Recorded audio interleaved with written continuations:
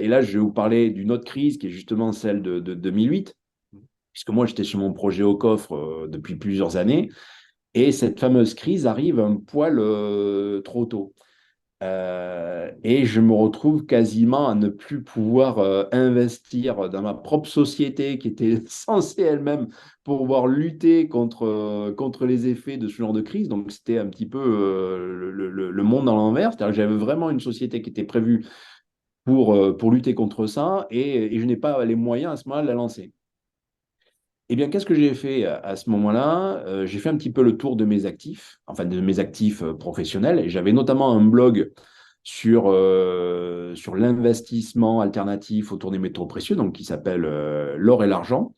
Mhm. Et je suis allé voir une commissaire aux apports, et cette commissaire aux apports donc m'a aidé à le valoriser, à lui donner une valeur, et j'ai pu l'apporter comme apport en industrie dans mon projet de lancement de ma société. Et ce qui fait où là, j'avais besoin d'un capital de 100 000 euros pour commencer mon activité. Alors évidemment, il y a des amis qui m'ont rejoint et je les remercie encore, qui m'ont permis de couvrir à peu près 40% de mon besoin.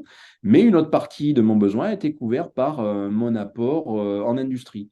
Et donc, quelle est la morale de cette histoire? Eh bien, c'est que quand vous savez valoriser vos actifs. Et vous voyez, ça peut être un actif immatériel.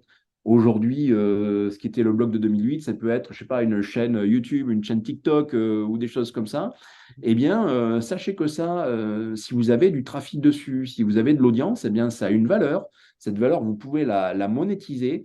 Et finalement, dans un contexte qui peut être dégradé, typiquement d'inflation ou d'hyperinflation, eh bien, sachez que ce genre d'actif, lui, sera parce qu'il est lié à votre savoir, il est lié à votre expertise, il est lié à ce que vous êtes. Et c'est pour ça que je parlais tout à l'heure de l'importance de se former.